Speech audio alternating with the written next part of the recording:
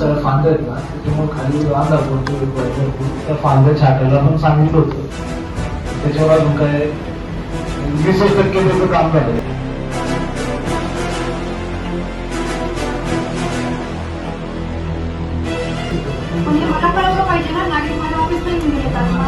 त्यांच्याकडे आज ते काम चालू करा आणि विषय पण गरजेचे ना फाटीमध्ये काय म्हणजे फक्त रिटर्न करा काय म्हणतो तुम्हाला